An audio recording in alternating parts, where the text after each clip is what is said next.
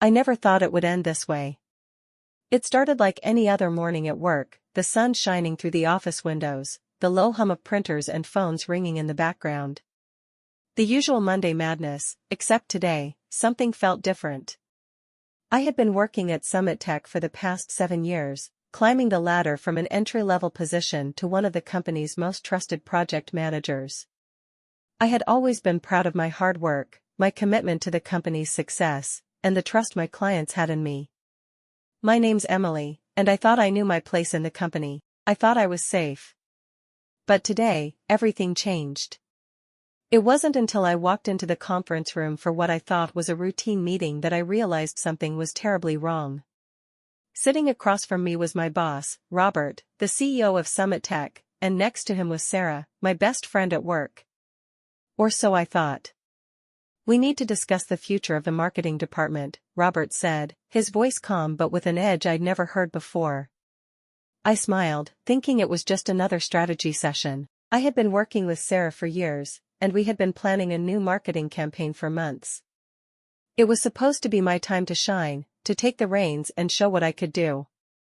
I had worked tirelessly on the project, and I knew it would be my breakthrough moment. But then Robert said the words that would change everything. "Sarah will be taking over as the head of the department.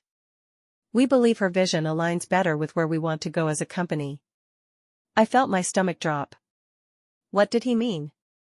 Sarah, my best friend, was being promoted to head of the department? And what did that mean for me? Was I being replaced? I couldn't believe it.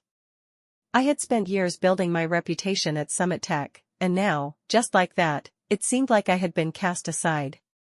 I had always been told I was doing great work. My results spoke for themselves. And yet, here I was, listening to Robert hand over the position I had been working toward for years to Sarah, the same person I had trusted more than anyone else. Sarah's eyes met mine, and for the first time I saw something different in them. It wasn't just the usual friendly gaze, it was something colder, more calculating. She smiled, but it didn't reach her eyes. I was too stunned to speak. I had no idea what to say. This wasn't just a professional setback, it was personal. I walked out of that meeting in a daze, my mind racing. How could Sarah do this? How could she take the promotion I deserved, the one I had worked so hard for? She had always been supportive, always encouraged me, always told me I was doing great. But now, I realized that was all a facade. She had been playing me, just like everyone else. I tried to shake it off, thinking maybe I was overreacting. But the more I thought about it, the angrier I became. Sarah wasn't just my colleague, she was my friend. We had shared so many moments together, lunches, late-night project sessions, personal conversations. And now, I realized, she had been plotting behind my back the whole time. She had been the one who suggested the changes to the department, the one who had pushed for new hires to replace me, the one who had made sure my ideas never saw the light of day. And worst of all, I had trusted her. I had believed in her friendship. I had thought she was the one person I could count on. But now, all I felt was betrayal. And it burned. I didn't know what to do at first. I wanted to confront Sarah, to demand answers, but I knew that would only make things worse. No, I needed to be smart about this.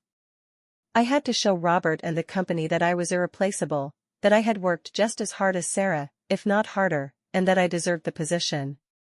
But how? How could I make them see that I wasn't just another employee? How could I make them understand that Sarah's promotion wasn't just a career decision, it was a betrayal? I spent the next few days quietly observing, gathering information. I knew that Sarah was playing a game, but I also knew I could play it better. I started by reaching out to some of the clients Sarah had taken over.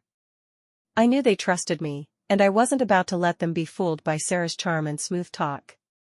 As I worked through the night, putting together a plan to win back what was mine, I couldn't help but feel a sense of calm.